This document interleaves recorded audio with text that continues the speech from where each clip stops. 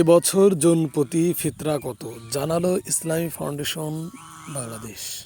2026 সাল চলতি 1447 হিজরি সনের সাদাকাতুল ফিতরের হার জনপ্রতি সর্বোচ্চ 2805 টাকা এবং সর্বনিম্ন 110 টাকা নির্ধারণ করা হয়েছে।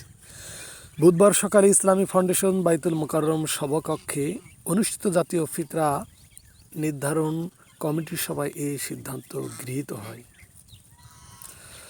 সভায় সভাপতিত্ব করেন জাতীয় ফিতরা নির্ধারণ কমিটির সভাপতি ও বাইতুল মোকাররম জাতীয় মসজিদের খতিব মুফতি মোহাম্মদ আব্দুল মালিক। সভায় সর্বসম্মত সিদ্ধান্ত গৃহীত হয় যে ইসলামী শরিয়া মতে আটা, জব, কিশমিশ, খেজুর ও পনির ইত্যাদি গণ্যগুলোর যে কোনো একটি দ্বারা ফিতরা আদায় করা যায়।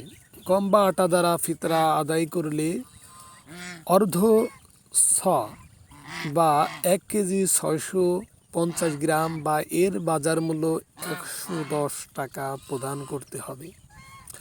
জব দ্বারা আদায় করলে 100 বা 3 কেজি 300 গ্রাম বা এর বাজার মূল্য 595 টাকা আদায় করতে হবে। খেজুর দ্বারা আদায় করলে 100 বা 3 কেজি 300 গ্রাম বা এর বাজার মূল্য 2475 টাকা ফিতরা দিতে হবে।